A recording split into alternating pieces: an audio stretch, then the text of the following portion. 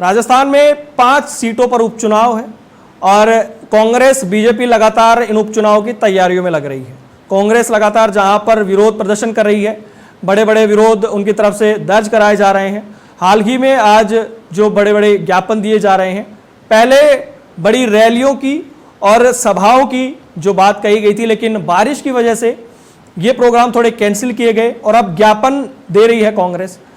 फिलहाल जो खींवसर की जो सीट है उस पर हनुमान बेनीवाल लगातार विधायक रहे हैं और जब वो विधायक से सांसद बने तो उन्होंने अपने छोटे भाई उनको वहां से टिकट दिया था और उसके बाद वो वहां से विधायक बने थे।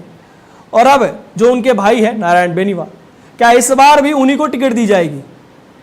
एक जो उनके पार्टी की तरफ से एक संत जो नाम सामने आ रहा है, क्या उनको टिकट दी जाएगी? क्योंकि खींवसर की जो सीट है वो कई मायनों में बहुत महत्वपूर्ण है। जो हनुमान बेनीवाल की पार्टी से निकलकर भाजपा में इस बार के जो प्रत्याशी गए थे और कहीं ना कहीं हनुमान बेनीवाल के बहुत हद तक उन्होंने पसीने ला दिए थे। 2,000-2,500 का अंतर रह गया था और हनुमान बेनीवाल जब जीत कर आए तो उन्होंने गुस्से में कहा था, जब कई सभाएं हुई चुनाव के बाद में, कि मैं तुम लोगों के लिए इतना करता हूं और तुम लोग मुझे ही हराने चले थे। उन्हीं की पार्टी से एक व्यक्ति निकला और हनुमान बेनीवाल को बड़ी टक्कर दी, भाजपा में वो गया। और जो एक त्रिकोणीय संघर्ष हुआ था जिसमें एक निर्दलीय भी खड़े हुए थे, दुर्ग सिंह, तो ये जो एक त्रिकोणीय संघर्ष हुआ उसमें हनुमान बेनीवाल बाजी मार ले गए थे। फिर बारी आई लोकसभा चुनाव की। लोकसभा चुनाव में बेनीवाल कहाँ पीछे रहने वाले थे, बेनीवाल ने ताल ठोकी और इस बार गठबंधन किया कांग्रेस के साथ। पिछली बार एनडीए के साथ थे, वो भाजपा के साथ थे, इस बार कांग्रेस के साथ गठबंधन किया और फिर से अपनी सांसदी की टिकट वो वहां से लेकर और अपनी सीट निकाल ले गए।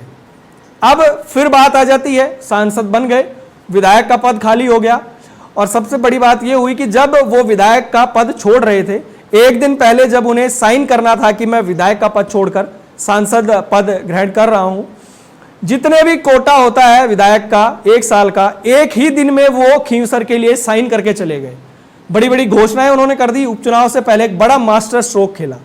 अब विधायक वहां से कोई भी बने, अगले 1 साल तक उस विधायक को तो कुछ मिलने वाला नहीं है, लेकिन हनुमान बेनीवाल ने मास्टर स्ट्रोक खेल के कहीं ना कहीं अपने क्षेत्र में जो अपने चुनावी दौर को लेकर अपनी चुनावी जो एक प्रक्रिया है, जो चुनावी जो समर है, उसमें अपनी तरफ से अपना दिमाग लगाकर और अपना मामला पूरे तरीके से सेट कर दिया है।